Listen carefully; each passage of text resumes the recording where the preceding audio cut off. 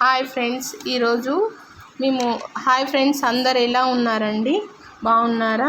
ఈ వీడియో చూసి ఒకసారి లైక్ చేయండి, సబ్స్క్రైబ్ చేయండి, బెల్ బటన్ కొట్టండి, కామెంట్ పెట్టండి. కొబ్బరి అన్నం కోడి కూర చేస్తున్నామండి. ఈరోజు అందరికీ అందుబాటులో ఉండే మన బడ్జెట్లో చేసుకునే చికెన్ కూర, పారం కోడి కూరను కొబ్బరి అన్నం వండుతున్నామండి. ఇది ఎలా చేయాలో, దీని ప్రాసెస్ ఏంటిదో దీని ముందు వీడియోలో చూపిస్తానండి. మీరు చూడండి, సబ్స్క్రైబ్ చేయండి, ప్లీజ్ లైక్ చేయండి. చికెన్ క్లీన్ చేయాలండి. ఫస్ట్ చికెన్ 1 కేజీన్నర చికెన్ తీసుకొని క్లీన్ చేయాలండి. దీన్ని ఎగ్స్ తీసి ముందు పక్కన పెట్టేయాలండి. తర్వాత ఉప్పు, కారం, పసుపు అన్నీ వేసి బాగా కలిపి పక్కన పెట్టేయాలండి. పక్కన పెట్టేసి బాగా మంచిగా కలిపి పక్కన పెట్టాలండి. ఎందుకంటే దీనికి ఉప్పు కారం పడితే బాగుంటుందండి కూర.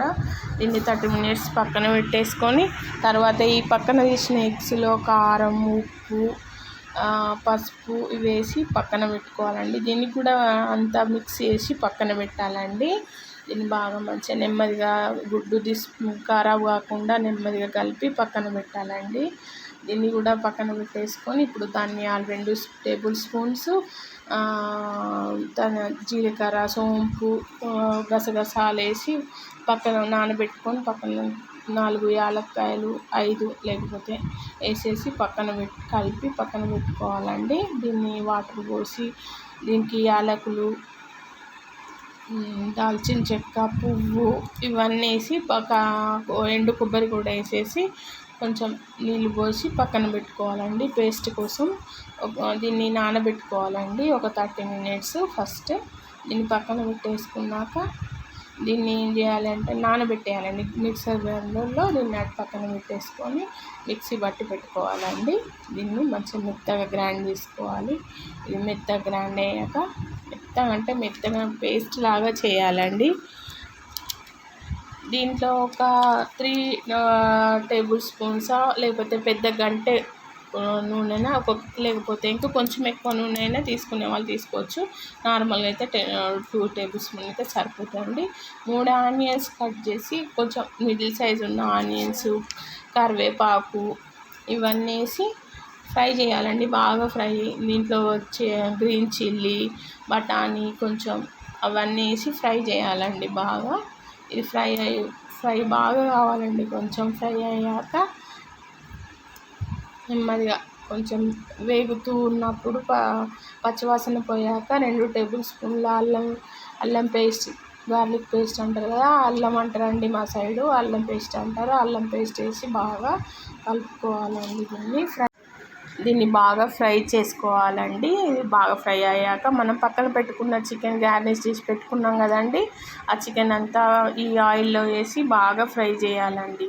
బాగా అన్నీ కలిసేటట్టుగా ఫ్రై చేసి దీనిపైన మంచిగా నీట్గా కిందికి మీదకి కలుపుకొనేసి దీన్ని అంతా ఆయిల్లో కొంచెం డిస్పాచ్ అయ్యే వరకు అంతా కలుపుకొనేసి దీన్ని మంచిగా మూత పెట్టుకోవాలి. కలుపుతూనే ఉండాలండి. ఒక 2-3 minutes అయినా కలిపి మూతను పెట్టాలండి.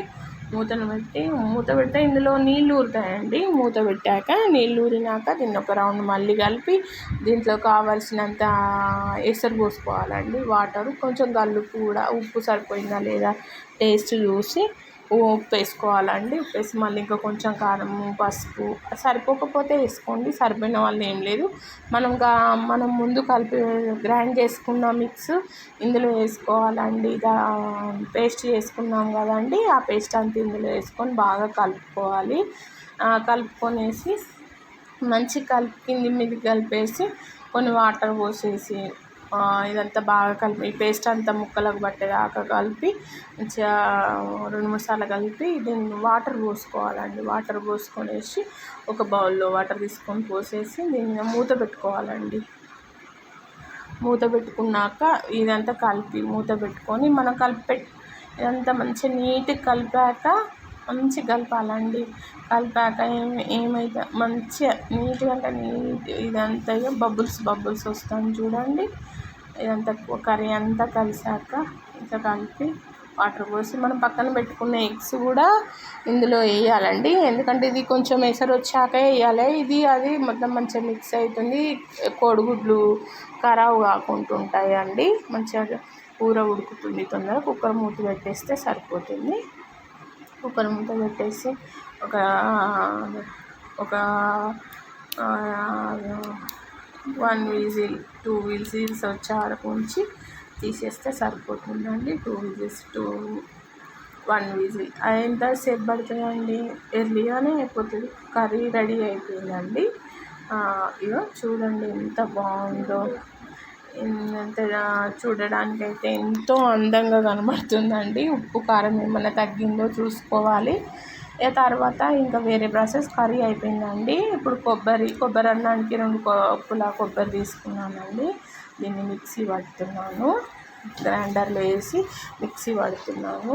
మిక్సీ పట్టి కొంచెం వాటర్ తీసుకొని మిక్సీ పట్టి మంచిగా మెత్తగా గ్రైండ్ చేసేసుకొని మెత్తగా చేసేసి ఇక పేస్ట్ లాగా వేసానండి. దీన్ని ఏం చేస్తానంటే ఒక కాటన్ క్లాత్లో ఇట్లా వాటర్ సరిపోని తీసేసుకొని మంచిగా హాట్ వాటర్ తీసేసుకొని కలిపి మంచిగా నీట్గా కలిపేసి వాటర్ తోటి మొత్తం మిక్స్ అయ్యేలా కలిపి చూడండి ఇట్లా పాలలాగా ఇలా అయిపోయిందో.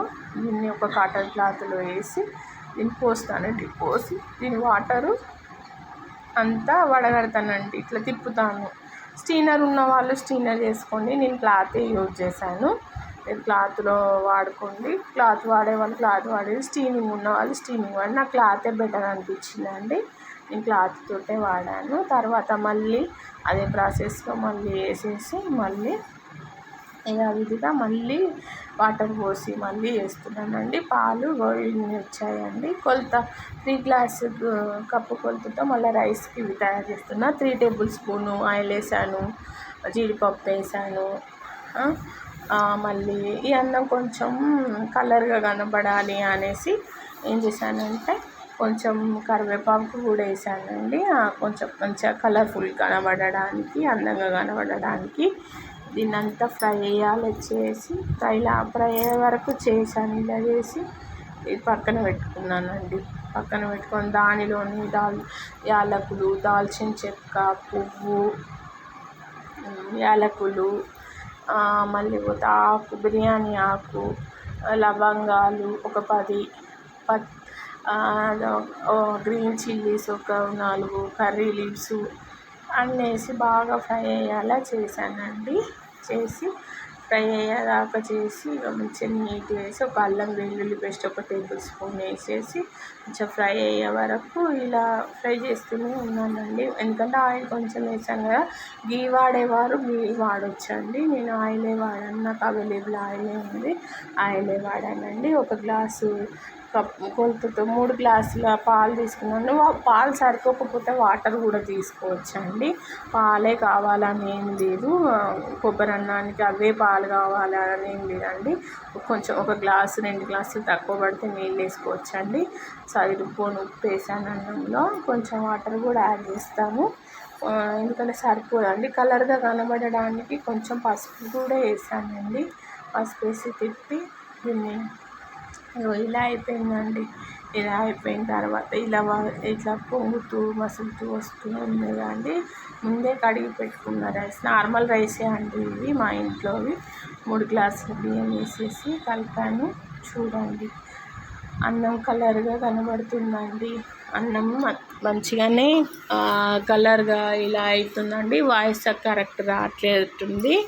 అన్నము ఇట్లా అయిన తర్వాత చూడండి ఎంత బాగా అయిందో. అన్నం కలర్గా కనబడుతుంది కదా అండి. ఒక ఎర్లీగానే ఇట్లా అన్నం చూస్తే అన్నం అయిందా కాలేదా తెలుస్తుందండి. ఇంకా కావాలి కొంచెము. ఇంకా కొంచెం అయితే అన్నం అయిపోతుంది. ఒకవేళ వాటర్ సరిపోయినాయా సరిపోలేదా అని చూస్తున్నా. కొలతతోనే తీసుకున్నాను కానీ అది పాత రైస్ అండి. అందుకని డౌట్తో చూస్తున్నా. ఒకవేళ పాలు సరిపోకపోతే వాటర్ కూడా వేసుకోవచ్చు. మీద చల్లేసేయచ్చు. కానీ పొడిలాడుతూ అన్నం ఇలా బాగా కనబడుతుంది కదా అండి. ఇది నేను రెండోసారి అండి. అందుకే వీడియో తీసి పెట్టాను. 5 మినిట్స్ తర్వాత మనం ముందు ఫ్రై చేసుకున్న క్యాష్యూస్, కొత్తిమీర, కరివేపాకు ఫ్రై చేసి ఇవన్నీ వేసానండి. ఇట్లా కలిపి మంచిగా కిందికి మీదికి అన్నం అంతా కలిసేలాగా కలిపి చూపిస్తున్నాను చూడండి. అన్నం ఎంత కలర్గా కనబడుతుందో. ఇదే అండి సండే. ఈరోజు మేము మా పిల్లలకు సండే స్పెషల్ అంటే నార్మల్గా ఫారం కోడి తెచ్చుకున్నామండి. ఇక వీడియో చేసి పెడదాం అనేసి ఇది వీడియో చేస్తున్నానండి. వాయిస్ కరెక్ట్ వచ్చిందో రాలేదో లైక్ చేయండి, దయచేసి సబ్స్క్రైబ్ చేయండి, కామెంట్ పెట్టండి. కోడికూర ఫారం కోడి కూర అండి ఇది. ఒకసారి చూడండి ఎలా ఉందో. చూడడానికి భలే అన్నీ సండే స్పెషల్ ఇదే అండి. సమ్మర్ హాలిడే స్పెషల్ కూడా ఇదే అండి.